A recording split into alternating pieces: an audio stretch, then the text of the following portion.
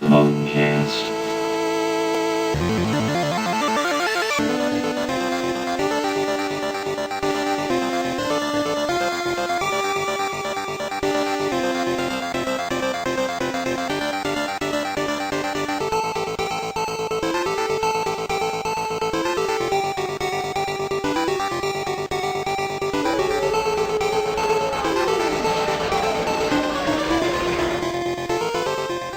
Hey everybody, welcome back.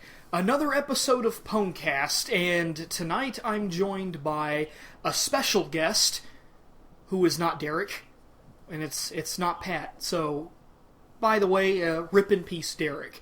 Instead, tonight I am joined by who are you again? DerekPat. No, I'm kidding. Ashley. Hi. Hello, Ashley, and I've been trying to arrange this for a very long time to get you on the podcast. Yeah, over a year? Roughly. I mean, I think Mass Effect 3 was still out, and playing multiplayer. Okay, I'm digging a grave. Anyway, so, going right into it, normally whenever there's a new guest, I like to ask you a few questions like, what's your experience with gaming? Do you have a profession that deals with gaming at all? So, who are you and what are you doing here? Who am I? I don't know. You probably have a pretty good idea as to what I am. Or rather, who I am. Are you an alien? Possibly. Anyway, I guess... Well, you are Canadian. This is true. I guess you could say I do have a background with gaming. I've grown up with this since pretty much I was a kid. Father owned a gaming store when Super Nintendo was the big stuff. $80 a cartridge. There you go. Have your Super Nintendo. Have fun. Run off. Blow the dirt out of the cartridge so it works. The good times. Later migrated into stand-up arcade machines, pinball machines. Pinball, which I can't play at all. You're not good at pinball? Not at all, no. The ball seems to go right between the flippers constantly. Well, it just so happens that I love pinball, and I am now extremely envious of the fact that you are around those machines all the time. Like I've been telling you, come up to Canada, Danny. My father has like 60 of them set up in his warehouse. Okay, that's just not fair. Let's see, $1,700 to get up to Canada. Is it worth it? One night of debauched pinball playing. It's free play. I don't have quarters. Quarters. Yeah. I guess you could say I do have a background with gaming as well. Profession-wise, I do work in a retail store which does specialize in gaming. I've been there for about 5 or 6 years now, and I managed to get myself into a management position, assistant manager, so I'm kind of proud about that. It's been over a year. And I wouldn't really say I'm a hardcore gamer. I'm more of a... Well, I'm not casual. I don't know. What would you classify me as, Danny? Well, let's see. You've obviously have not mastered Battletoads yet, so you're definitely not hardcore. But at the same time, you don't have an affinity for Hello Kitty Island Adventure or Barbie Dress Up Mansion. So you're just like in this weird gray area that people don't seem to recognize. The fact that I have tits and I play games as well seems to be, even though half the gaming population is, just under half, female, we still seem to get ostracized for it. What are you talking about? There's no such thing as a girl on the internet. Oh. Let me double check my pants then. Sorry about that. It's all Anita Sarkeesian's fault. Don't feel bad. So, really, how I known you is that we met through a mutual friend somehow online, and ever since then, because of your position, you've kind of been one of my gaming insiders for my channel, telling me, hey, this is coming out and it's getting shit reviews, you might want to watch out. Yeah, that used to happen a lot. We've kind of really fallen apart recently, but this is hopefully a resurrection of that bond, I guess you could say. I would chalk it up to conflicting work schedules. Yes, conflicting work schedules, martial arts schedules. Uh, stuff. Conflicting work schedules, battlefield schedule, Derek schedule. Battlefield when it works schedule. Yeah, that's it. I'm renaming it right now. Battlefield when it works schedule. I spend the majority of the time on a blue screen that says, "Hey, Battlefield 4 has crashed." Man, that sounds wonderful. Glad I didn't buy it. Xbox, record that. Blue screen. So what have you, other than Battlefield 4 blue screen, what have you been playing? Great segue. So smooth. It's almost as if people wouldn't have noticed it. Other than Blue Screen 4, I've been playing another 4, Assassin's Creed 4, and that game has been very interesting considering my history with the Assassin's Creed franchise. The past 2 games, Revelations and 3, I was not really a big fan of, especially 3. Oh god, 3 I can't even finish. I'm sitting there and I just... And this was supposed to be the game that looked so cool because it's like, this is the Revolutionary War in the original colonies before the United States was formed. I'm like, this is an awesome period to go to. You've got George Washington here, which I'm not sure. Is he going to be a Templar? Is he going to be an assassin? You've got other potential historical figures like Ben Franklin. Is he an assassin or a Templar? I don't know. I want to know which one of the American founding fathers is an assassin or a Templar and potentially work with them. It turns out really none of them had anything to do with either order, which was a severe disappointment. I mean, in the game, George Washington just seems to come off as, I don't know what to do. Which I guess... Thanks for the spoilers there, Dan, man. It's not really that big of a spoiler. It's cool.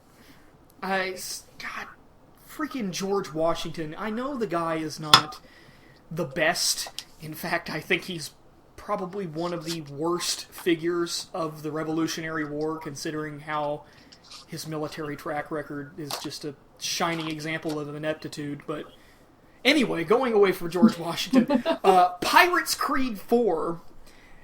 Instead of you playing as an assassin, you're kind of caught in between the 2 orders as a pirate. And it's interesting to see the franchise take the perspective of, hey, there are these 2 orders and they're fighting each other and I don't really know what to do with it. Meanwhile, I'm still stuck on 3. I think a lot of people are. And I refuse to move on to 4 until I finish 3. It's just, it's the continuity. I can't. Just no. No, well, Danny, no. The thing is that 4 takes place before 3 does, so you're not really missing anything. But I still have to play 3 at some point, so I may as well just get it done first. I mean, 4 has a lot more Spanish people. That makes all of the... Oh my god, let me play it now! No, a lot of Spaniards. a lot of Spaniards, especially in Cuba. It's a little. I don't even. Yeah, basically. But yeah, I've been playing through Assassin's Creed 4, and I finally beat it, and now I'm just going through to try to 100% it because my brother is a huge show-off. And I'm renting the game, and he went on ahead and decided while I was at work to take it and play it, and he's already got the Platinum Trophy for it, so now, naturally, I have to catch up and one-up him. But I enjoyed 4. I actually thought that other than the repetitive shipboarding stuff, it was a decent game. It was much better than the previous 2. I still like Brotherhood the best, but that's just me. Oh, well, and several of my customers. I'm in the complete minority. I think that Assassin's Creed 1 is the best game purely because of the story and the setting.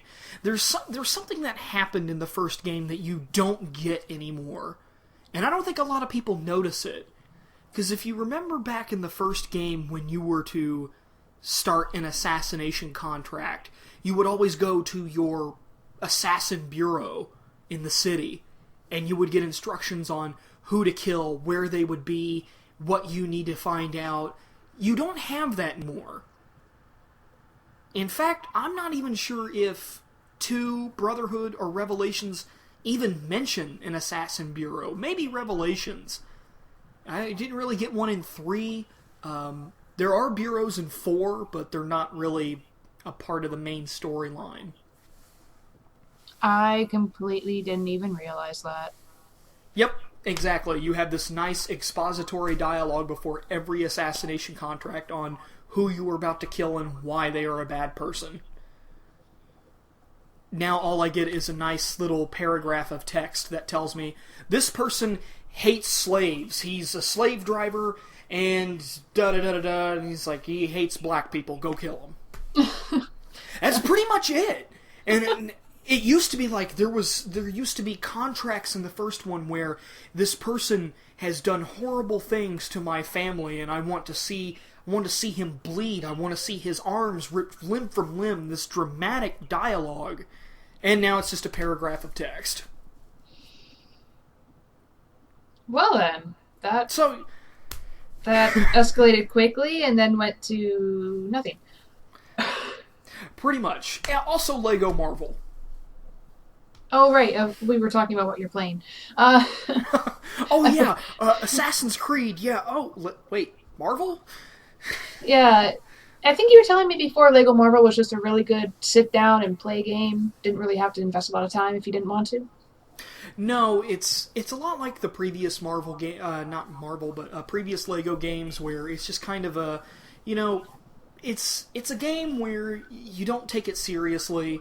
It's great if you have a mental disorder that requires you to collect everything, because you will get that satisfaction of just, I've got everything now. I've got everything. It's a lot easier than previous Lego games to collect all this stuff in Lego Marvel. And it's open world, which is a first for me. I've never played an open world Lego game, and I thought that was very interesting to be able to fly around New York City as Iron Man or Green Goblin, or be Lego Spider-Man and be web-slinging through New York. It's really cool. I feel like I need to buy this now. It's fun. You'll at least get probably about 40, 50 hours out of it. There's plenty of stuff to do. Anything else, or was it just basically those 3? Yes, 3. Sorry, I forgot about Blue Screen 4. Yeah, I downloaded Outlast, but I haven't started playing it yet, and I still play Pinball Arcade off and on, here and there. I say, what have I been playing lately? Persona 4 Golden for sure. I still haven't made it very far. I kind of got behind in leveling, so I've just been spending grinding hours and hours of grinding. And then when I decided I haven't had enough grinding, I go and play Dark Souls 2. Or sorry, Dark Souls, because Dark Souls 2 isn't out yet. And I grind some more. You got the audience excited there a little bit. Dark Souls 2, she's already playing it? Yeah, no. Just Dark Souls. I did make it further today with the help of one of my friends. Made a couple new friends with nice little phantom summonings, but when I decided I've had enough grinding, I go and play, I actually just bought a new game off of Steam today called Banished. And it's kind of a mixture of Age of Empires and Sim City. There's no actual war or conflict. It's just make your people survive, help them scavenge, build a town, manage it. There's really no mayor aspect like SimCity. It's interesting. It's hard. I tried to get them to do too many things at once. I ran out of food and they starved. But the question is, does it actually run unlike SimCity? It does run, actually. I booted it up, I did the tutorials, and I hit play. And it ran perfectly fine. It's pretty good. It's a solid indie game, actually. Very solid. I like it. Well, good. And also, I find it very weird that you started playing Persona 4 Golden way before I did, and I finished it. I finished that game maybe about 7-8 months ago. I love games so much I can't stay on one for very long. I get distracted and, ooh, another game. Ooh, a piece of candy. Ooh, a piece of candy. Easily distracted. Yes. Easily, very easily. So, since you work in a game store, how about that March lineup? Is March the new November? I'm gonna go broke. That is providing you can actually buy any games. Oh, I'm sure I will. Let's see. We have Dark Souls 2. There's Titanfall, Infamous, Second Son, the Final Fantasy X 10-2 HD remake. What else is in March? Ground Zeroes. Oh, MGS. right, yeah. Metal Gear Solid Ground Zeroes. How could I forget about that sexy piece of ass?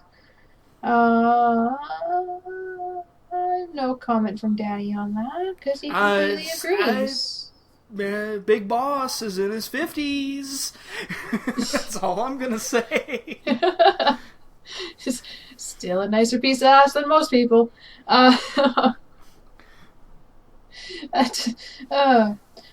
It's the eye patch, right? Chicks dig the eye patch. It's always the eye patch. Which is why you'll love Assassin's Creed 4. Eye patches everywhere. Yeah, I downloaded the exclusive PlayStation DLC, which is the dual eye patch pack. Can't see shit, Captain. I hope these guys can see where I'm aiming, because I can't see shit. As Big Boss aims down his eye patch. Let's see. I'm trying to think of what else comes out in March. I know there's going to be a few releases on PlayStation Network. We're supposed to be getting Strike Suit Zero Director's Cut, which is right up my alley because that game looks like Zone of the Enders, but it's not Zone of the Enders.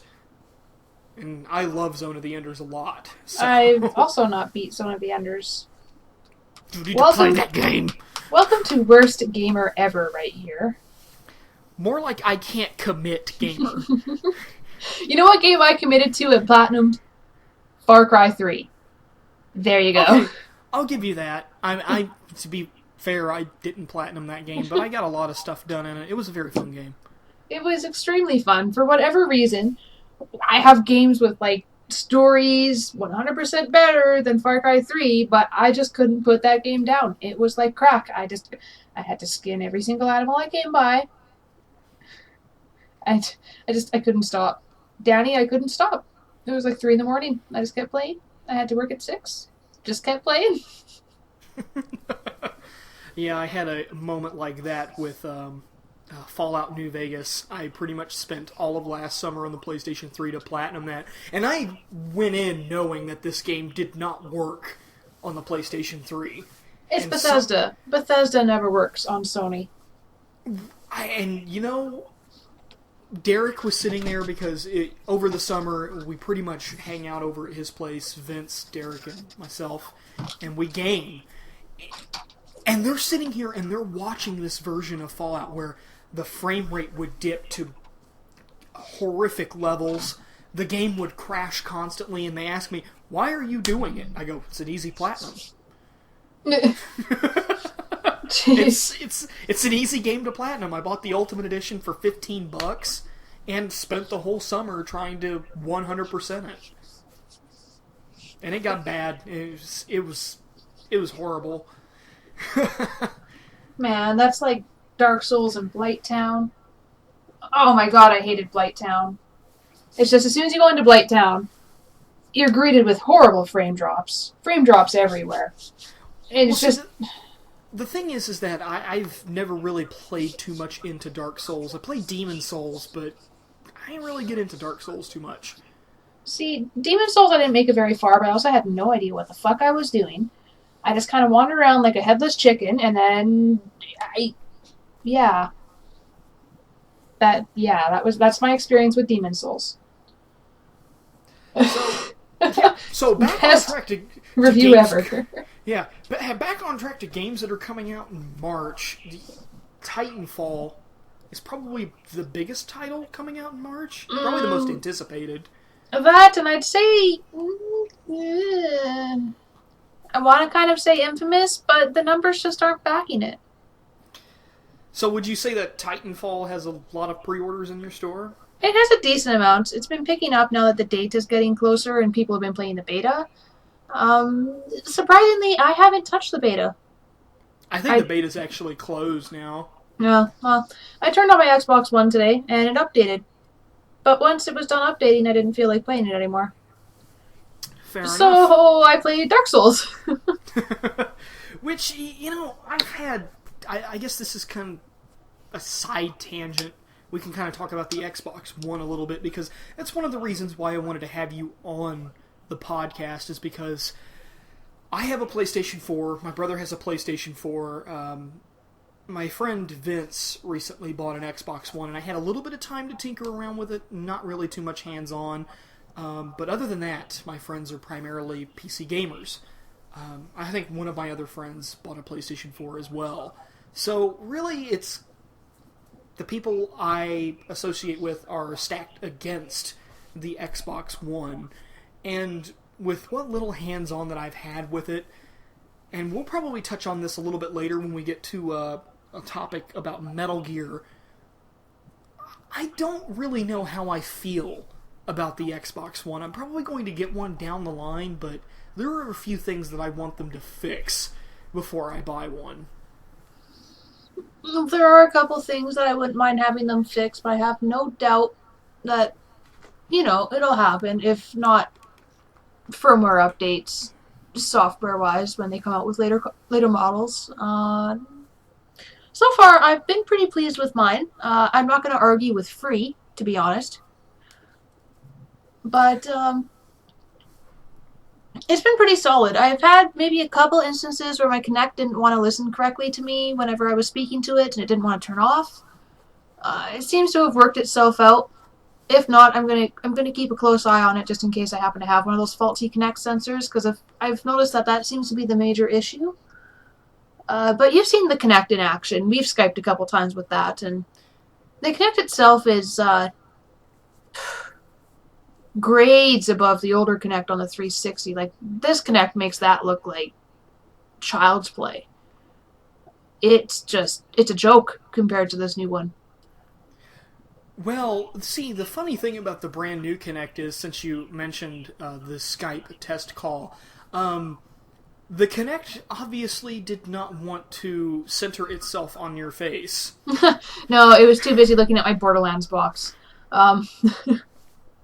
That's not what I meant.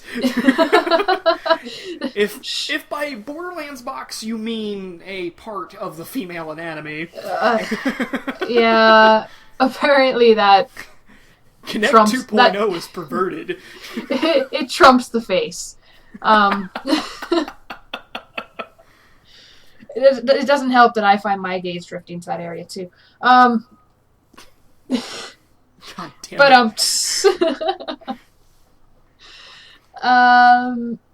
but overall, the system's been pretty good. The 720 native resolution, I haven't really had many issues with. I still think the games look gorgeous. I still think they play nice and smooth. I only have 3 right now, and of the 3 I have, I've played 2 of them. Tomb Raider looks beautiful. Absolutely beautiful. I have no doubt it looks better on PlayStation 4 just because it plays in the full 1080. Woo, 1080.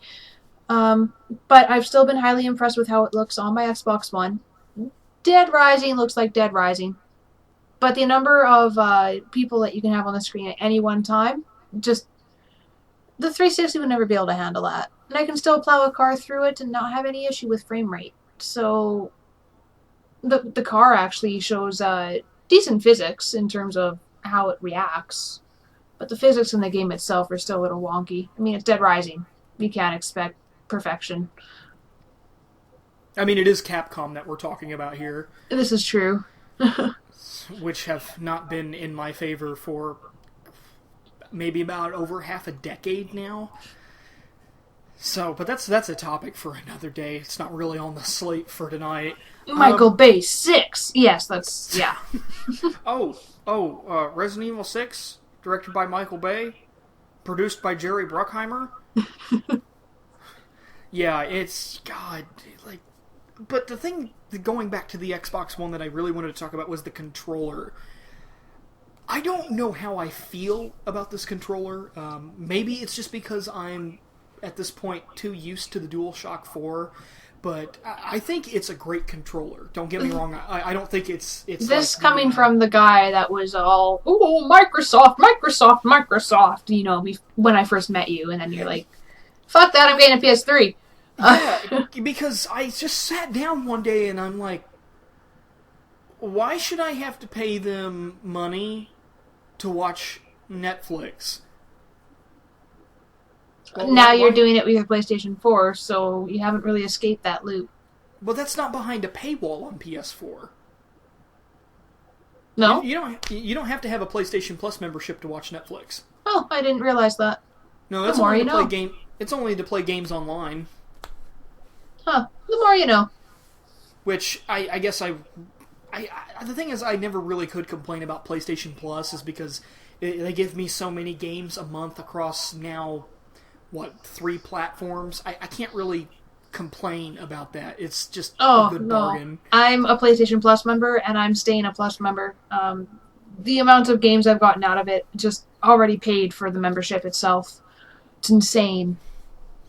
I mean, even if the lineup itself, like, if you don't think that every single one of those games in there, that you'll play every single one, there's always one that you'll be going, okay, yeah, I can play this for about a month. Until I get a new one. So, it's just, the amount of stuff that you have with the Plus membership's awesome, but going back to the controller for the Xbox One, Yes. I don't like the bumper buttons at all. I feel like they went with this cheap fused plastic. They just feel so weird. And when I was trying to use it playing on Vince's Xbox, playing Battlefield 4, when it worked, of course, it just felt so strange to hit those bumpers. It didn't feel right. See, I don't have an issue with the bumpers. I like them. I think they flow together smoothly and quite nicely. Overall, I love the feeling of the new Xbox One controller. It's very similar to the 360, but with I find fits better. Uh, the thumbsticks, I think, was a great improvement. They made the thumb pad a little smaller. They increased the stick height. They're definitely more sensitive, and that D-pad though, definitely, definitely a much better move on Microsoft's point. They've even made the X, Y, A, D buttons not as bubbled up, so they're closer to the face of the controller itself. Yeah, I noticed that while I was playing the game, playing on it. I noticed that. I mean, I really like the concept behind the triggers, though. Those kind of reactive triggers. I think that's awesome, and I kind of feel bad that Sony doesn't have that, because that would be amazing Oh, for some of the games that they have coming out. the vibration? Yeah. Yeah, it's nice. I like it. So, but all in all, it's better than the 360 or PlayStation 3 or the Wii U. the DualShock 3 controller is... I don't like it. Compared to the DualShock 4, I think the DualShock 4 is leagues ahead of the DualShock 3. I found the DualShock 3 to be too small. And this is coming from me. I have, not small hands, but definitely don't have big hands like a guy. I just found the DualShock 3 to be too small. I found my thumbs clacked together when I used the thumbsticks, and it was just... Overall, I don't really like it. I mean, I didn't really have much of a problem with the DualShock 3. I think the only thing I really would have improved on it was the D-pad, which they took a note from the Vita with the DualShock 4 and pretty much replicated the D-pad from that and put it on the DualShock 4, and the Vita's D-pad's amazing. Oh, I love the Vita. Love it.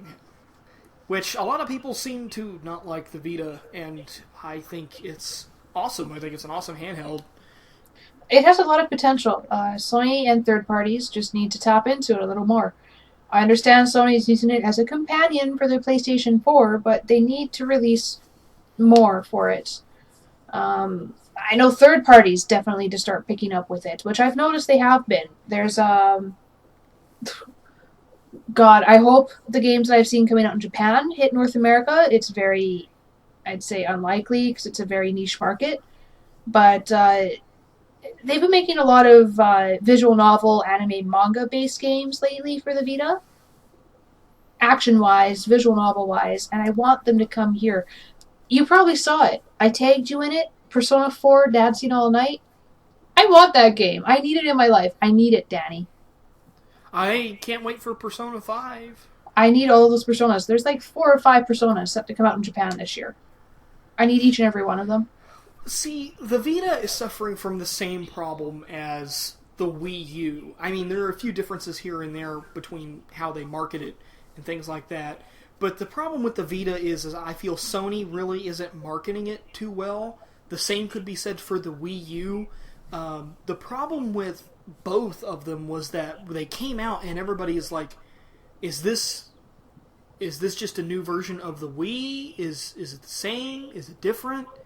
A lot of people had the same question with the Vita. They're like, is this just a PSP again? Or what is it? Yeah, see, it's been what? It's been 2 years. Yeah, since it's been the at Vita least... dropped. Yeah, it's been pretty much, a year and a half since the Wii U. I still have customers coming in completely confused about what the Wii U is. Still. Year and a half later. What's the Wii U? Oh, it's this new system. Nintendo has a new system? Yeah. Yeah, they do. I think the worst part about what Nintendo did, and it's really biting them in the ass right now, is that they had an entire year before the Xbox One or the PlayStation 4 dropped.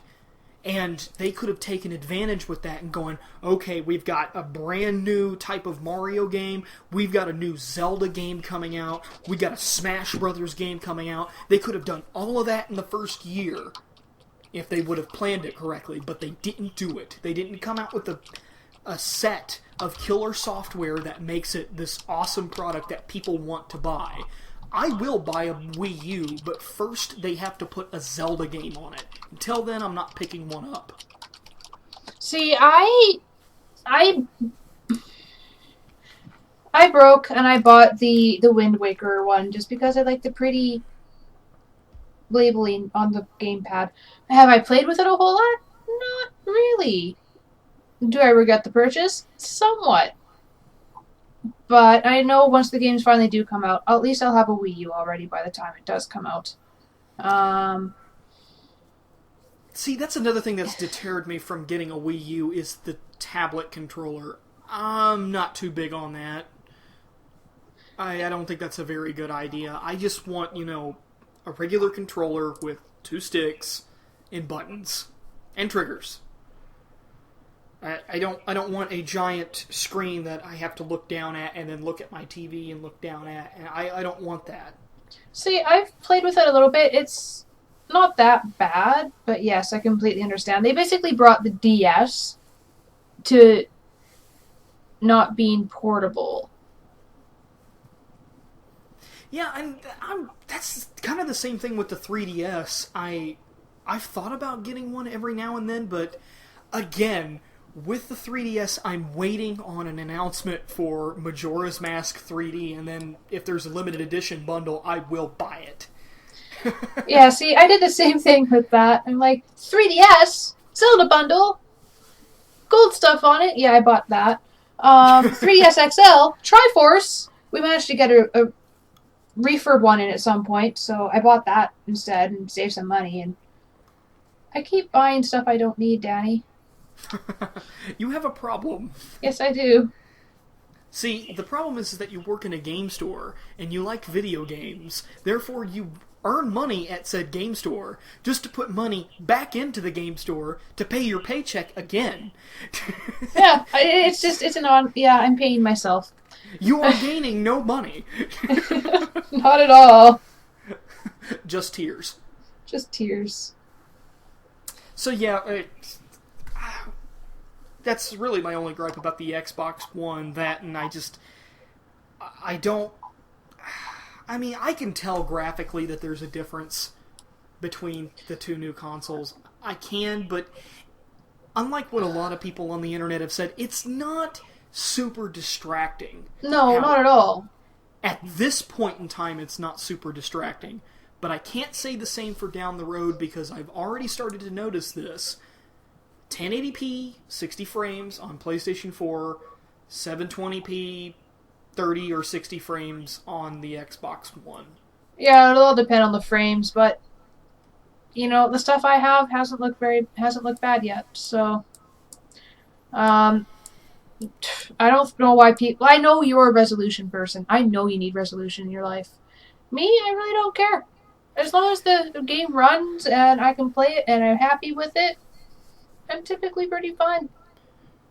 Well, probably the thing that surprises me the most about these new consoles is that the PlayStation 4 touts itself as being able to do 1080p 60 frames, but I'm sitting here going, 4K is right around the corner. This thing is not going to be able to handle 4K at 60 frames. It can't do it. So it's like, hey, what happens when 4K drops? What are you going to do then? See, I have no knowledge on the 4K stuff, so. It's super HD. Anyway, it's so HD that you're able to go back in time and look at what the person on the television has done. That's how HD it is. Huh. It's magical. Magic. Yeah, I suggest going to an electronics store and looking at a 4K television sometime. I almost did one day, but then I felt like if I pressed the play button, it would blow me away because they had a huge surround sound system hooked up to it too. Well, then you look at the price tag for a 4K TV and you go, I don't need it that bad. And I didn't want to be that person that hit the button and blasted everyone's ears out. So. But I'm getting enjoyment out of my PlayStation 4. Really, I think I'll probably wait on a price drop on the Xbox One before I pick one up, because there are things that I'm going to want to play. Obviously, Titanfall is not coming to the Sony platform, so that'll be something that I want to check out. I think... What other games are coming out? Right now, Plants vs. Zombies Garden Warfare is only exclusive to Xbox and PC. 360 is... well... Yeah, I figured as much, but... Sony, I wanted that game so bad on the PS4, because I thought that game looked hilarious. It does look hilarious. It looks hilarious and just, like, completely addicting. I'm not gonna lie, I kind of want to play it. Yeah, so I mean, I'm all for something like that. And speaking of exclusives, a topic that I wanted to talk about tonight, The Order 1886, which came out, maybe that footage came out about a week ago? Well, a little less than a week, somewhere around there. This game looks amazing. I know that this is an early in-engine build, but the amount of detail that they were able to put in these characters to run this demo, it looks amazing. It's like as if you souped up the cutscene graphics of Metal Gear Solid 4 and you made that standard gameplay. I mean, whew. What did you think? I didn't actually watch the latest video, but I did see the E3 video. I'm going to have to look up this other video after now, just to see it. But it definitely looks interesting. I remember reading a little bit about it and about how it was, what was it, half-breeds, I believe, which were the people/beasts, few in number, but definitely stronger than the actual humans themselves that were fighting them. And I definitely like the steampunkish look that it has, and the feel. 1886, but they have weapons that belch electricity and molten fire. Something crazy happens somewhere in the invention world. I definitely do want to give it a try, though. It looks interesting. I've always kind of been into the whole... I don't know, would you call it an alternate reality? I kind of been into that whole different idea. It's alternate history. And I remember there's something being mentioned about Arthurian history as well, like backing Knights of the Round and all that. And I believe the four main characters have some sort of, not direct connection to the Knights of the Round, but some sort of connection in terms of naming, I believe. I don't know. I read stuff and it doesn't always stick to my head. I'm horrible for that. Yeah, I see what you mean with the whole steampunk feel to it. I mean, it's like as if steampunk and Tesla had a baby with these weapons. I mean, they look like they have these Tesla coils and reactors built into them that shoot electricity. It really has a very distinctive feel to it. But more importantly, and this is something that I've talked about on previous episodes, It seems like nowadays you really only have AAA titles, and then you have indie games. There used to be a point in time, early in the previous generation, where you kind of had these middle market games, kind of like B grade, like Velvet Assassin, for example, is one of these games that I'm talking about, or Wet. Or Venetica. Yeah, I completely understand what you mean. Yeah, this game looks like it has that kind of feel to it, and it's something that I've missed from the game industry for a long time, and I'm glad to see something like that coming back. Now, I know with Steam and PC gaming, yeah, there are a lot more middle market games on that, but on console, it's either AAA or indie at this point. And really, when you try to look at something that may be middle ground, it's usually always shovelware. Yeah, the stuff that, like, oh, I bought it, but why? Why did I waste my money on this? I haven't played Wet myself, and I heard it wasn't riveting, but I heard it was at least worth a play, because the art style and just the play style itself was something new and fresh. I felt that way PS2, Okami. The game definitely wasn't AAA, but it wasn't indie either. I gave it a try because I love the art style to it. I actually have my leg tattoo, which is somewhat styled after that. And I love that game. It's definitely it's in my top 5 for sure. Again, it was just kind of a mid-level game. It wasn't AAA, wasn't indie, but it was definitely worth giving a try. I know they have an HD for it now on the PlayStation Network for $20, and it includes trophies. I've been replaying that too, and it's just great to go back and revisit it. Yeah, I think I haven't played too much of Okami, but I get what you're saying with how you used to see that a lot back then. Personally, I'm super stoked for this game. I think it looks awesome. I think that's currently slated for either a late 2014 or 2015 release. So, can't wait to get my hands on that when it comes out. Yeah, I think if I remember, it's I think they were saying a Q3 to early Q1, maybe it's another March. Who knows? So I am currently looking through the news section on the gaming news section on Reddit, and something that just kind of stuck out was Sony. I know they've been working on this for a while.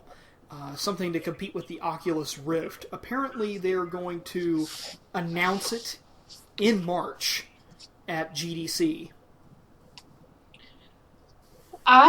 You know what, haven't heard anything about it. I haven't given Oculus Rift a try, though I really want to. But I really don't see what Sony can do to compete with something like that. I mean, are they going to try and integrate it with their system, perhaps? Well, yeah, it's a virtual reality headset that's supposed to be used with the PlayStation 4. Huh.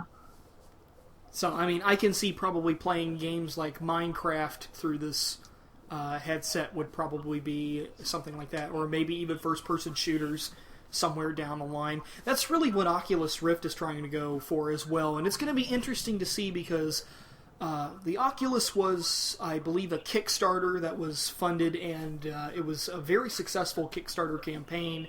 And then you have somebody like Sony who can just throw a seemingly infinite amount of money, no matter what the cost is to the company, at a project to get it done. So it's going to be interesting to see the quality of these two competing VR headsets.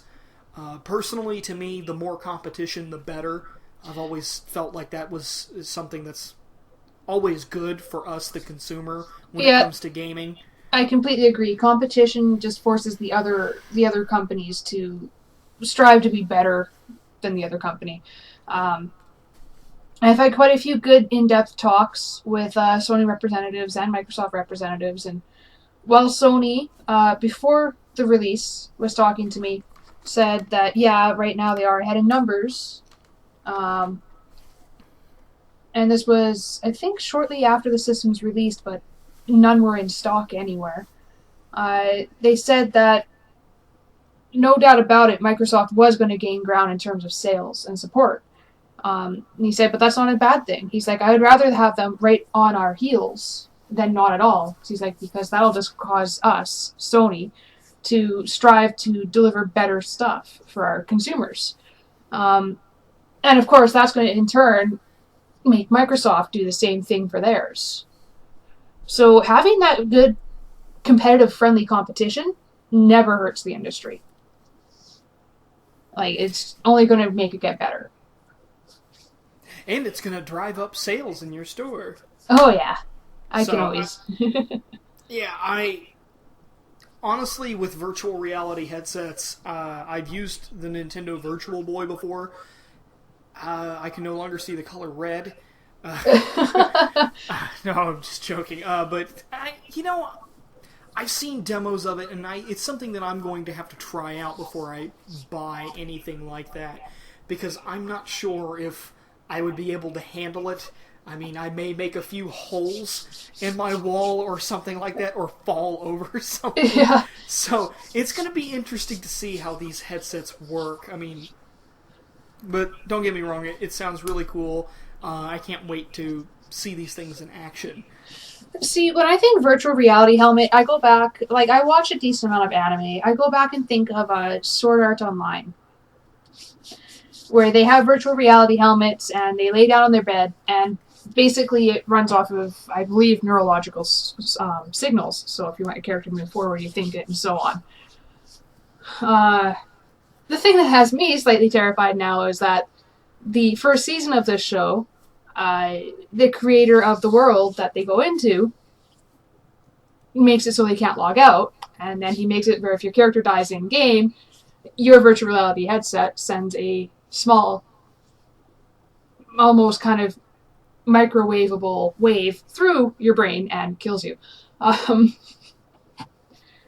So take note, future serial killers of the world. Take note. Microwavable wave, is that similar to an oven-baked wave? Yeah, I suppose so. It just fries the brain. There you go. Boom, dead. So, speaking of microwaves and virtual reality, Konami put out a graphic comparison video for Metal Gear Solid Ground Zeroes. That has everything to do with microwaves. Oh, yes, it does. And holy shit, this game looks awesome. You know, that's gonna be one of the games where I actually drop every other game I play, and I'm gonna sit and play it. Probably until I complete it. And then I'm gonna have to go back and replay my HD collection because I can't remember squat about any of it. Oh, well, I've played every single Metal Gear game so many times, I pretty much know everything backwards and front. So, Big Boss, he's a guy. He smokes cigars. He's a guy. He might be a pirate. He does close combat. CQC. He had a scene in the third game where he was pretty much jizzing all over a Colt 45 pistol. That's great. Yeah. So, but Ground Zeroes, I know that this over the past few weeks has had a little bit of a controversy in the news with, the game is only 2 hours long, and that's already been debunked by a whole bunch of people at a press event. Like, they just brought pretty much normal people to Japan to just go, here, play the game. And they said, yeah, I was able to beat the main story in 2 hours, but my game completion percentage said that I was only 8% done with the game. So I'm doing the math here, that's about 13, 14 hours of gameplay for $40, and there are some games out there that charge the full $60 and give you half of that. Yeah. So It's Kojima. Really? Kojima only give you 2 hours worth? Really? You really have to ask yourself, would you rather him just... Because his reasoning behind putting this out was like, this is to whet your appetites for the Phantom Pain. It's still in development. It's still going to take maybe 2 years to complete. Here's something to hold you over until then. Would you rather him just wait until 2015 and release it all? See, I'm torn on that, because I will be happy to have a Metal Gear to play. It's been way too long since 4. I don't count Revengeance a Metal Gear title. And while it was nice having the HD collection come out where you could play Peace Walker, not on the handheld, yes, I think Phantom Pain is supposed to be how much bigger than Ground Zeroes? He's throwing out numbers like 200% bigger. So I think it might be a good move on his end to split the game up into multiple, like 2 sections. By the time Phantom Pain comes out, it is my goal to have a PlayStation 4 because I am not playing. Yes, I understand it's a Blu-ray disc for the Xbox One as well, but it just feels like sacrilege to be playing Metal Gear on anything but a Sony machine for me. And the comparison videos, while it wasn't a huge difference between the Xbox One and the PlayStation 4, I am going to have to lean to wow. I am going to have to lean towards the PlayStation 4 definitely looking nicer and looking like it runs a lot smoother. But for now, I'll, yes, do as Kojima said, I'll whet my appetite with Ground Zeroes and I'll whet it on my Xbox One. And that sounds horribly dirty. Like you, I'm super stoked for the Phantom Pain. I still watch that Red Band trailer to this day. And think, I do too. This is the best movie trailer I've ever seen. And I'm still undecided on what I think about Kiefer Sutherland, but I think his facial expressions and his actual acting experience will help pull the character through quite well. You know, at first I really didn't like Kiefer too much. Doing the voice of Big Boss, but with more and more material coming out, then again, it could just be Stockholm Syndrome. I'm not sure yet, but I think his new voice is fine. I think for a game with this kind of tone, which is, there's no comedy here. This is all serious now. There are war crimes being committed, there are children being shot, men, women, and children, innocent men, women, and children being shot and killed by what you thought was the protagonist. I don't think that David Hayter could deliver a serious performance on that level. No, I mean, Hayter was great and all, and I got really used to having Hayter's voice, but at the same time, Hayter somewhat... I don't know. He doesn't have a lot of expression in his voice. And while I agree that Hayter was a good Snake, I think he could have been more, if that makes any sense. Oh yeah, I mean, I agree with you, and I really like David Hayter. I'm not trying to say that I don't like the guy. What he's done with this character is amazing. He's created a character that's one of the most recognizable video game characters in history. But I don't, after playing through MGS4, he can't do drama. No, not at all. I mean, with old Snake doing that weird kind of gravelly smoker's lung take on which is already kind of a stretch with that kind of voice in the first place. There are parts in MGS4 where it does not work.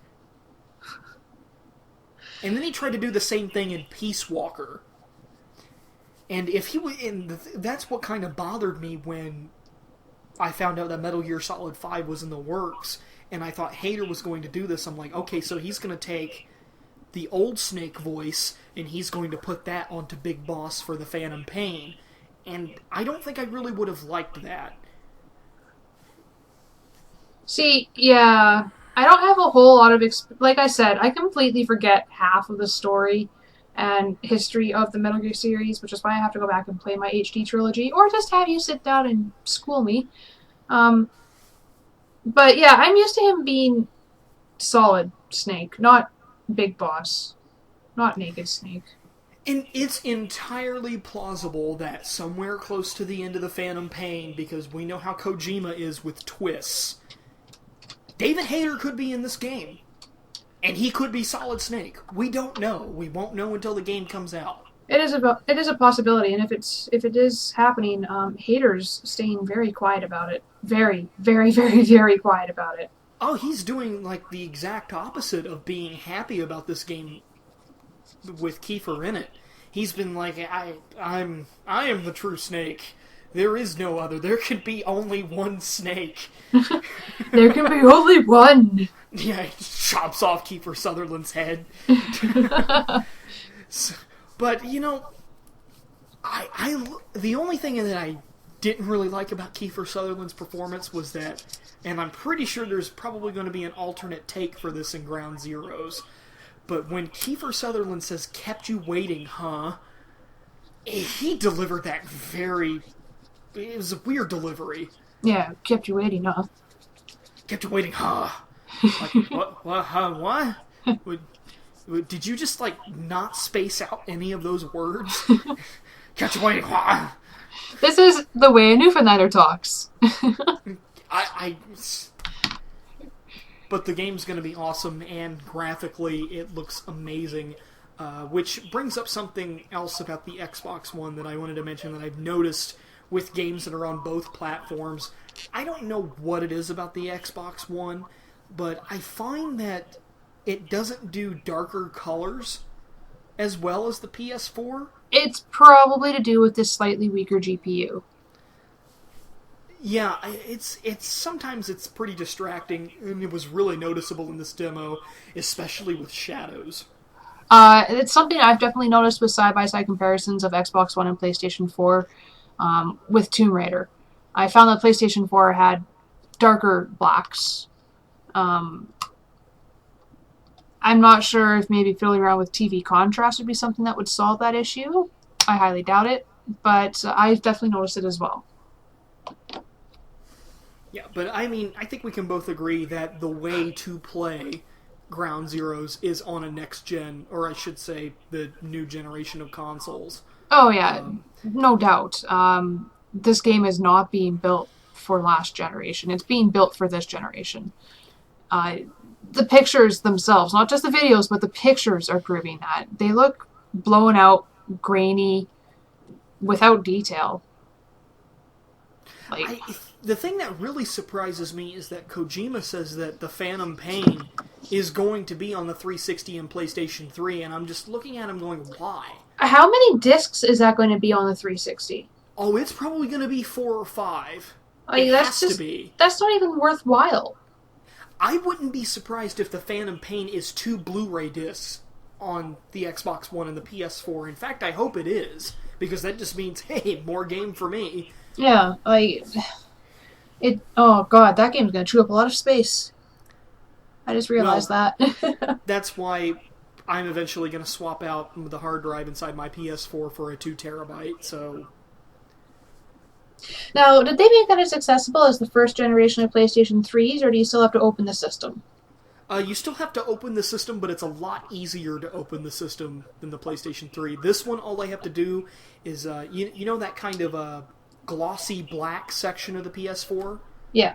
All I gotta do is push it to the left, and that top comes off, and bam, hard drive access. Huh. I still need a little screwdriver, but I just gotta take out, I think, 1 screw, and then 4 little ones that hold the hard drive in place, and pull it out, and that's it. I remember watching a video of one of the designers of the PlayStation 4 taking apart the PlayStation 4. It looked extremely easy.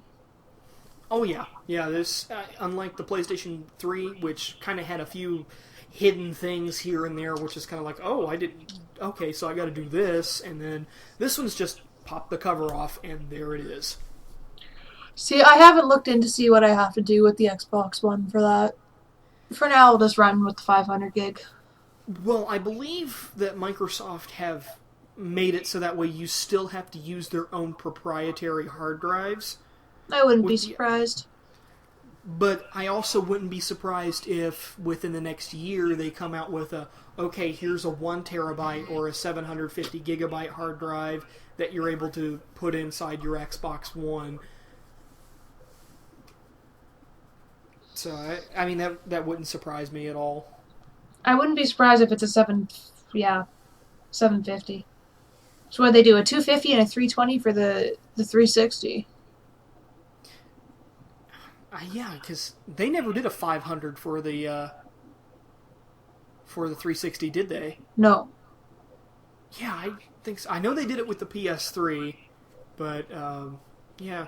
Because I remember back when I had one of the older 360 models, not the Slim, and I remember being so enthusiastic when I went on eBay and I bought a 250 gigabyte hard drive, one of those old ones that you were able to pop on and off. Yeah.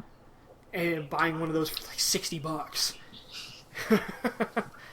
So, yeah, that's weird. It's weird because now it's standard 500 gigabyte for both consoles, and it's only going to go up from here.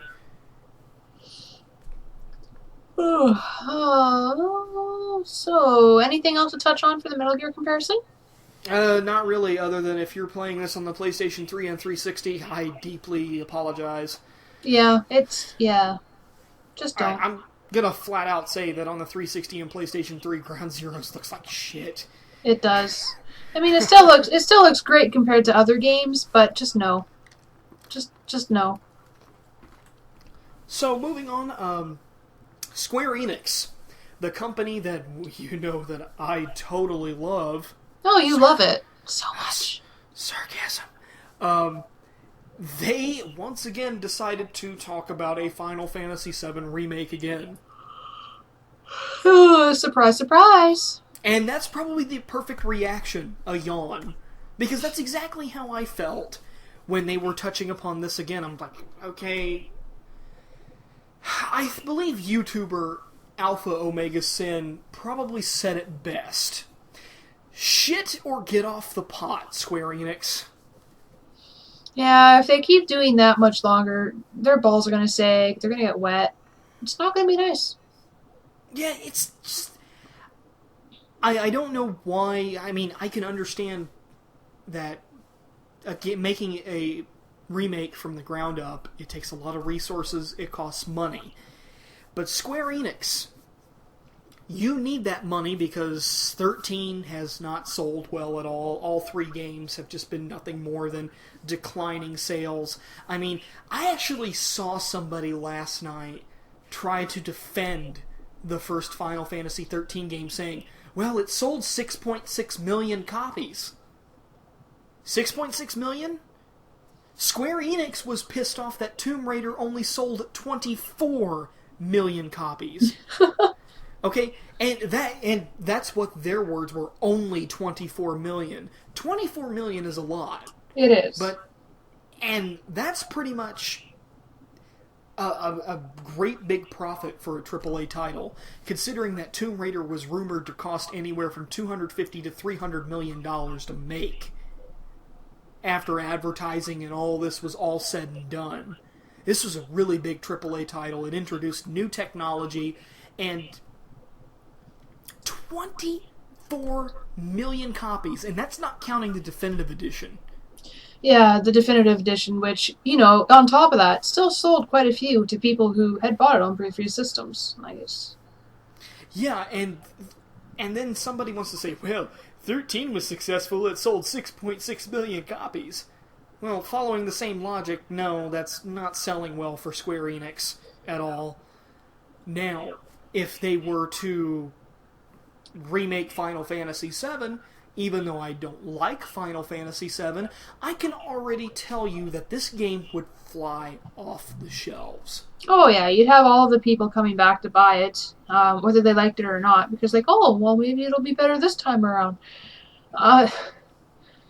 Well, I understand that they don't want to put the time and effort into doing this, because I remember reading somewhere, I don't have the pages open anymore, so I can't directly quote, but, oh god, what director was it? I completely forget. But he was saying that it would take a lot of time and effort, and he'd have to really, really be dedicated into doing this.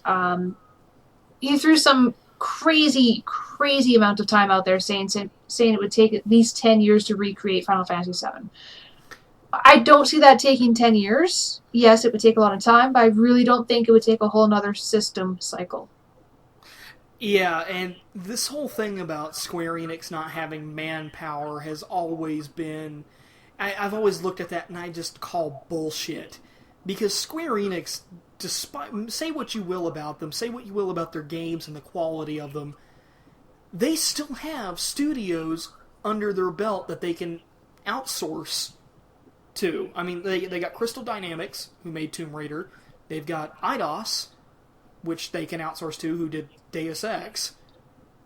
And I don't understand how you couldn't just go, hey, I want a section of your team to work on a piece of the Final Fantasy VII Remake.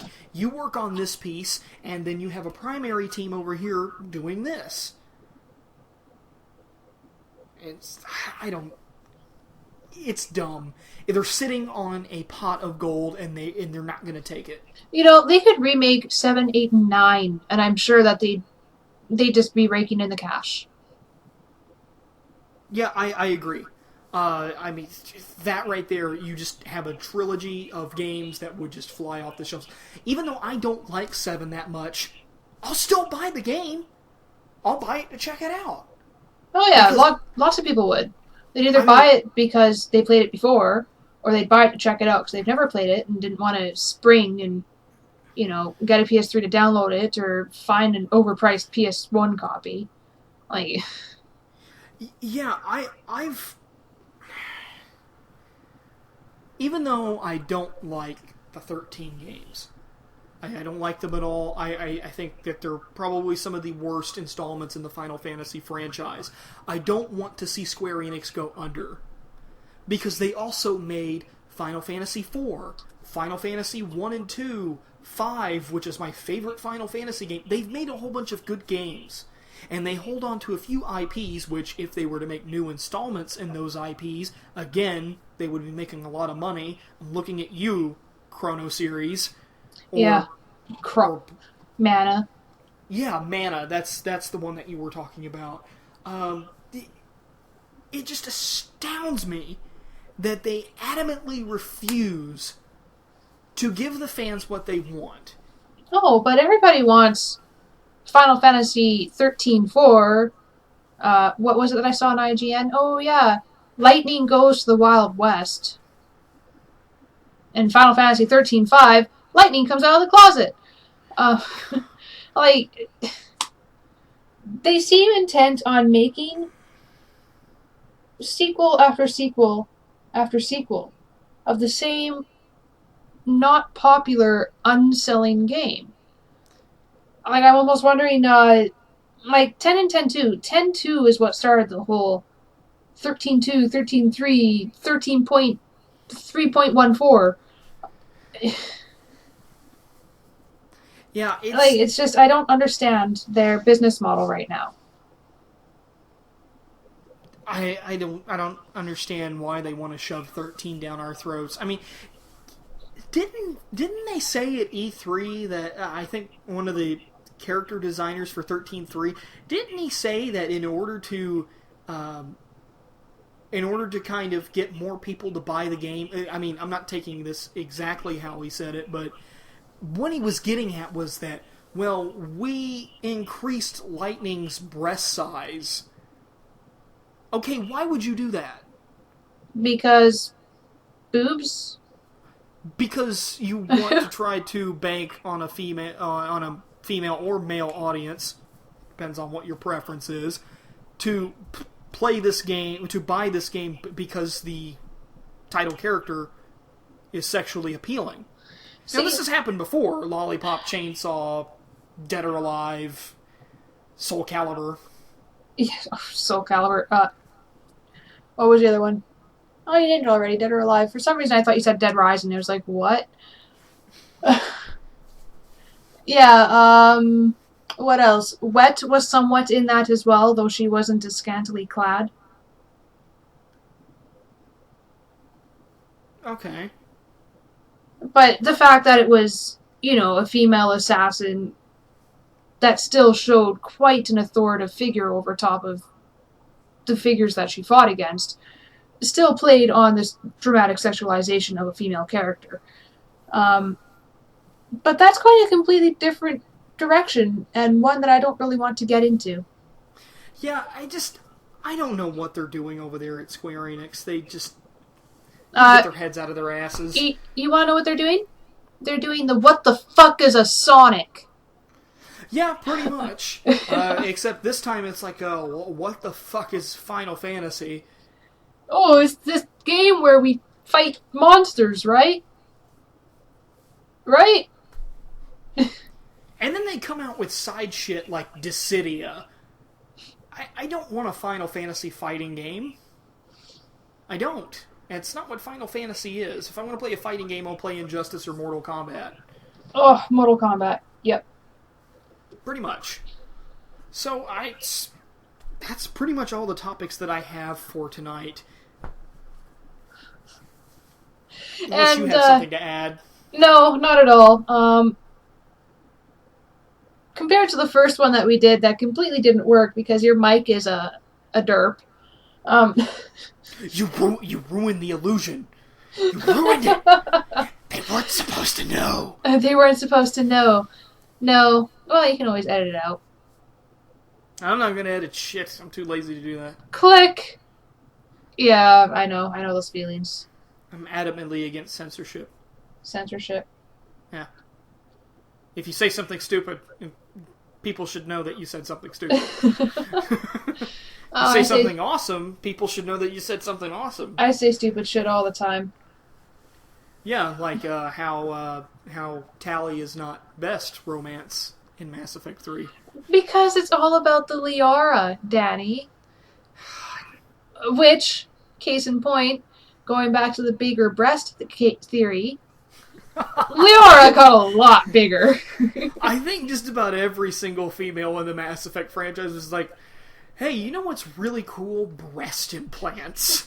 Breast implants everywhere. Or if you're Miranda, ass implants. Like, yeah, Miranda grew in the trunk and Liara just grew in the chest. Like, just...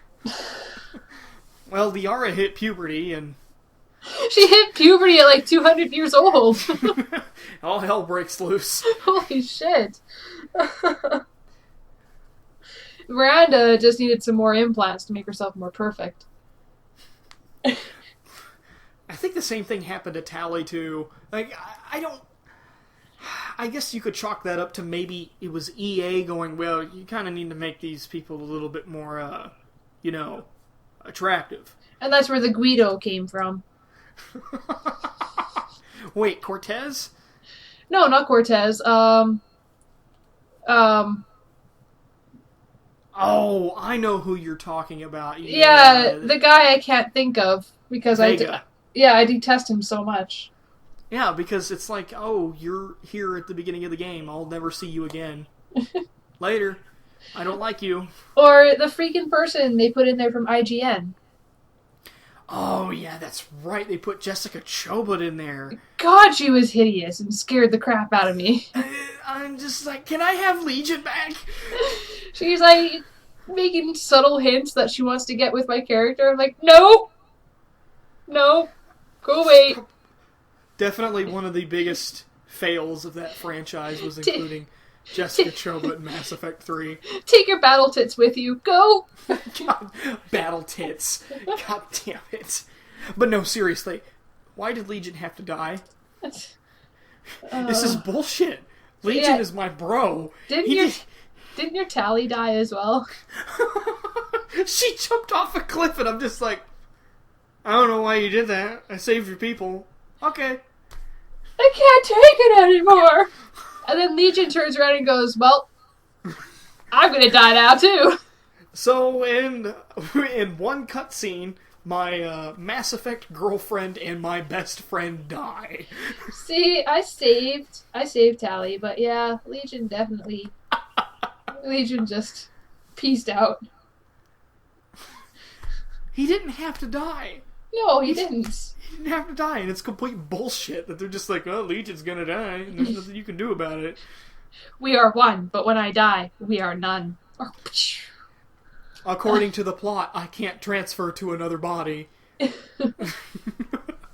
I must sacrifice myself. Who else could die? I wasn't a big fan of Jarvik. Oh, Javik? Javik. He was a fun asshole added in character that made you feel like you were inferior to everything.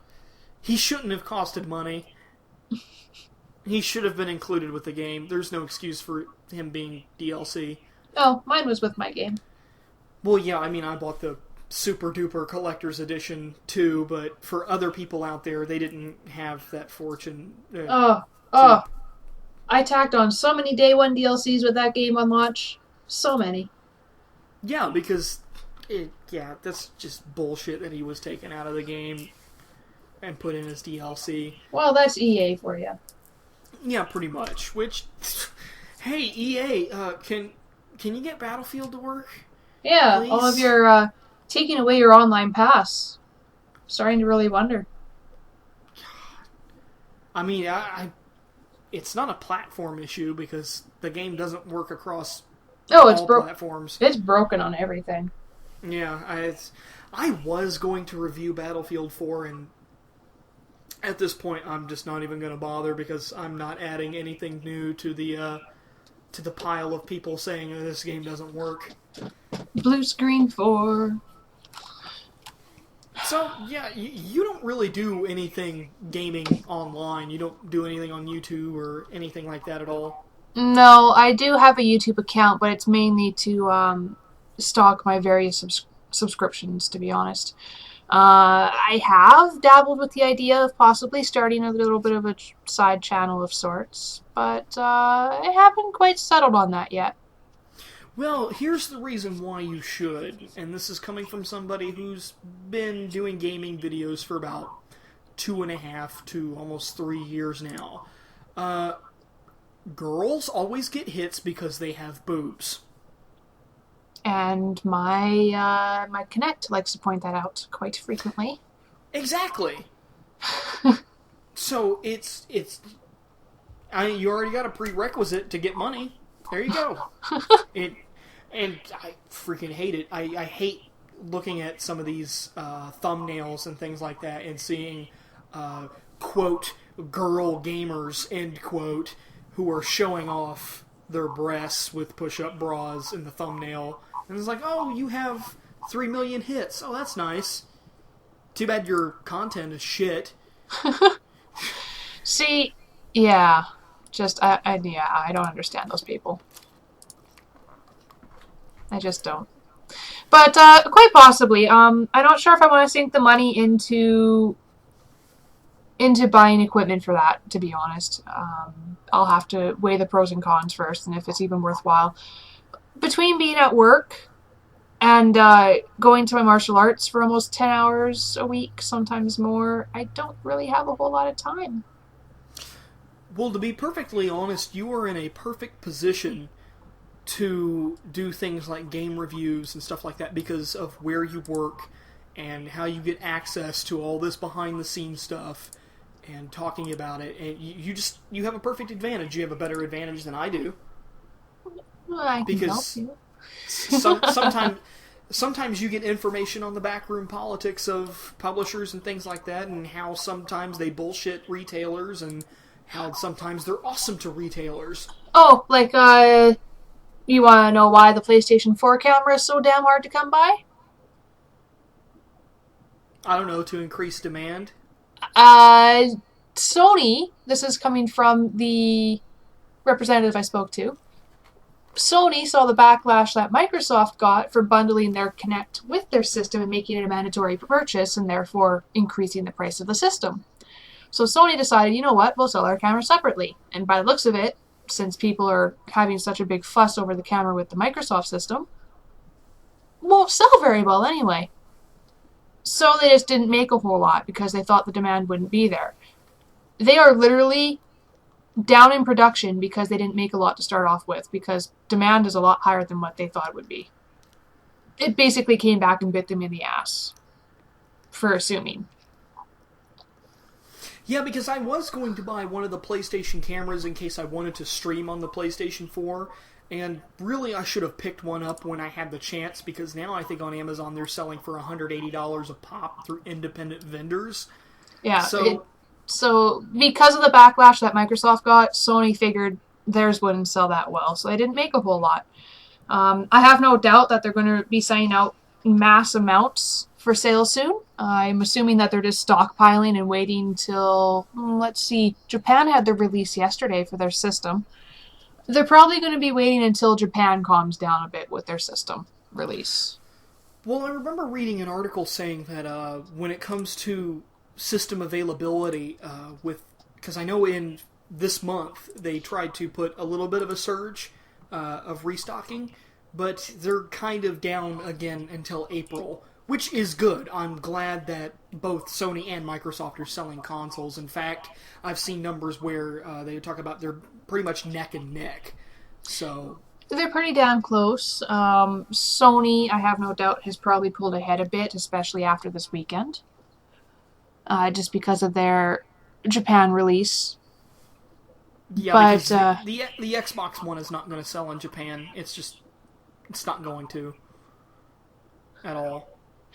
there'll be some people who buy it, but yeah, Sony's always had its foot in the door and down the hall and in the bedroom in Japan. Whoa. You mean to tell me that if I visit Tokyo, Sony's going to try to get in bed with me? Probably. I don't like that idea. I don't want to wake up next to Mark Cerny and Shuhei Yoshida naked. It's going to be really weird. You don't want a big corporation sharing your bed with you? Not really. Unless they allow me to see The Amazing Spider-Man 2 a month early. Play your cards right.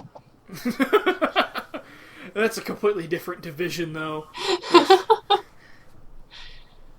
So, what would you say, to kind of lead us out, what would you say is your most anticipated game of the year? Oh, of the year? See, that's a tough one because it's hard to say what E3 is going to have in store.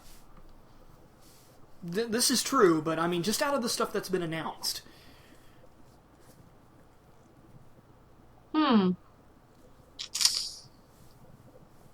You know what? I'm probably going to have to say Metal Gear for now. Really? Not Destiny or Watch Dogs? Destiny hasn't really turned my crank a whole lot. I don't know what it is about it. Just something about it doesn't rub me the right way. And Watch Dogs, I still have to beat Assassin's Creed 3, dude. I wouldn't be touching... if The Division, in fact, comes out this year, as it says it's going to, then definitely Division. I will be all over The Division like a fat kid on cake. Mind the pun. If you get a PlayStation 4 before the end of the year, I will play The Division with you. I'll be all over that.